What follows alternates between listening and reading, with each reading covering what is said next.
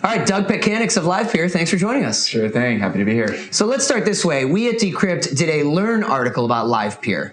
And the article starts by saying that Livepeer is a decentralized service that aims to significantly slash costs for video streaming apps. What does that really mean for the average layperson? Yeah, so all these video streaming apps that you use, like YouTube and Twitch and kind of the long tail of those, actually have tremendous infrastructure costs. They need a lot of servers in order to capture all these videos, convert them into all the formats, bit rates to deliver them to everyone.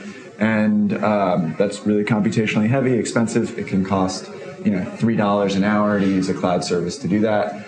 And on Livepeer's open, decentralized network, where anyone can kind of put their computing capacity to work to help contribute to video streaming, the costs come down 10x to 50x relative to the public clouds. I'm happy to talk about all the cool stuff behind how we do that. But, well, hosted on Ethereum, right? Ethereum is what kind of coordinates everyone to put their servers on this network and settles the payments, yep. And I mean, let's talk about the sort of decentralized ideal of crypto land, right? Because there's so many projects out there right now, and they say we're a decentralized X. We were talking to Audius yesterday, the crypto music service. And of course, when you drill down, in many cases, maybe things aren't yet so decentralized, but they're going to progressively decentralize. I mean, okay, we're decentralized, but here's our CEO, and here are all the people running the company. And that's why in many cases with token projects, you sort of have now the foundation, and then there's the project and the actual token. I mean, where do you think we're headed in terms of true decentralization? There's also an interesting wrinkle I'm starting to see in the industry where some people say, well, certain projects maybe should have a little bit of centralization, or at least, these are the people in charge, and there should be some people in charge. Yeah, definitely. I mean, I think there's kind of different verticals of decentralization. So you can decentralize the ownership of the network and the economics of the network, and that's one of the first important things to do. So, in Livepeer, there's actually millions of token holders, but thousands of participating token holders who all own this network. They operate it. 95% of the node operators on the network are kind of outside of Livepeer Inc., the company. So that's really powerful, right? You also can decentralize the technology, so you deploy on a blockchain, you have this open protocol with the rules of the game that everyone knows they can play by without central control, so that's important. But then when you kind of move up the stack and you look at who's doing the core development, who's doing the hard work to make this thing and go. Sometimes there's a cadre of decision makers. Yeah, and who's kind of making the decisions about how to fund that work and what to prioritize. I think there are some benefits from centralized decision making in the early stages of a really technically complex project like with Livepeer's video streaming, really complex technology where this decentralized ecosystem of kind of crypto enthusiasts don't have the expertise. And so there's a lot of trust and empowerment in a core team that can do that development, can move quickly, can fix bugs in the early days, and now we're seeing that even begin to decentralize as there's more people using it. So that takes time, but benefits from some kind of fast-moving decision-making. Let's talk about the real-world use case so far. When we say video apps, are we talking about the household names we know, YouTube and Vimeo? Are we talking about creators who are posting videos on their own sites, or is it social media? Where are the actual people who are using Livepeer on the back end? Yeah, so there's this big trend happening right now, the creator economy. It's all of these creators that are monetizing their time, making their living creating content and interacting with their fans over the internet. But a lot of them have been pretty disenchanted with YouTube and Twitch that control their monetization and deplatform them and control their data, right? And so Livepeer's users are not those streamers themselves, but they're people building apps to serve them. Great example, playdj.tv. It's a DJ streaming platform. There are thousands of DJs that stream their sets, their fans watch, they tip them, DJs subscribe to kind of distribute their video in a premium fashion, and they're built on Livepeer. Livepeer's cost effectiveness is what enabled their business model to work for the long tail. They didn't need to go to the 10 premium DJs and sign them up. They could let 1,000 DJs all stream. And the end user doesn't need to see or know how Livepeer works. They don't even know anything about Livepeer. Back in the day, I remember people always used to say, the big promise of blockchain is one day you won't even know you're using it. It'll just be functioning on the back end. I mean, here's an example of that. Exactly. And so I mentioned DJ streaming platform. There's been sports streaming platforms, artist streaming platforms, live shopping, kind of the long tail of QVC style streaming where people sell products from their e-commerce store, their mom and pop store.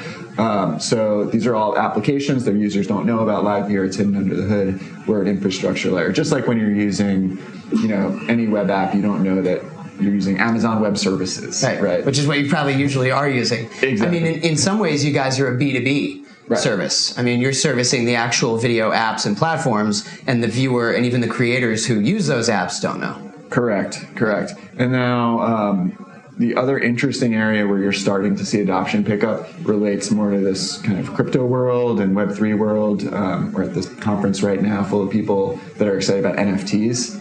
And you're starting to see these crypto projects introduce live streaming to either maybe they're building decentralized social media, maybe they're building an NFT app and using streaming for auctions or drops, and you're starting to see these worlds combine a little bit where it's all converging. Yeah, their users, they don't need to know they're using Livepeer under the hood, but they're actually ideologically excited to be using a blockchain-based decentralized platform, and the fact that they know they're using Livepeer and Arweave and Ethereum is actually compelling to them. So we'll see, that might not go mainstream, but for now it's actually driving some momentum.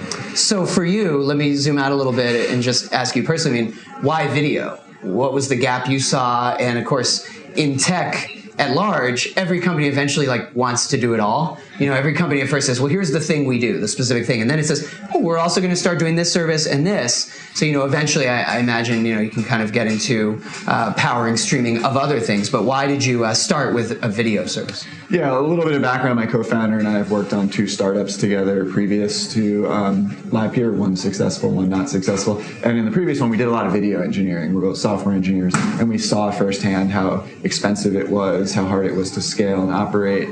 And we also were just super excited about the growth of video. Cell phones cameras were being embedded on every cell phone. Bandwidth was getting better. Streaming became more and more a part of everyone's life with cord cutting and whatnot. And so we saw video growing tremendously. We saw how expensive and centralized kind of building on the old world was. And we saw tremendous benefits that decentralization brings to video streaming because, you actually want video captured and processed near the source. You want your video just delivered to you from someone who's nearby you and not from across the world, which introduces latency and buffering. And so we knew that this would bring tremendous benefits to video. It was an area we were excited about. And I think we've all seen that in this past year and a half where we've been socially distanced and we're on video all day. Creator video from home. I mean, even people who don't go on camera for a living, as you and I often have to, have learned that their shot matters. Even just for a meeting. Everyone I know has discovered, I better have my shot right for my Zoom meetings. Yep, the home Zoom studio setup is a new thing that is the new world. Let's wrap up this way. While we have you at this Mainnet conference, I mean, as you said, NFTs are on everyone's mind. Regulation is on everyone's mind. Talking about, what is it the SEC going to do about crypto? How does it really feel about the industry? And then everyone I talked to at this conference is in 30 different DAOs. What is the area of this industry beyond just what Livepeer is up to that excites you most, that interests you most, or something you think is still being either misunderstood or overlooked? Yeah, so there's an under-the-radar trend right now that's been in the works for 5 years. It's Web3 infrastructure. Livepeer is Web3 infrastructure for streaming, but there's also infrastructure for file storage, projects like Arweave and Saya and Filecoin, bandwidth exchange, projects like Helium, data services like the Graph. The cool thing is that now, after years of development, these protocols are live, they're ready to use, and we're seeing new apps like Mirror, the publishing platform, or Glass.xyz, which is doing video, build on all of these things. And for the first time, this stack is ready.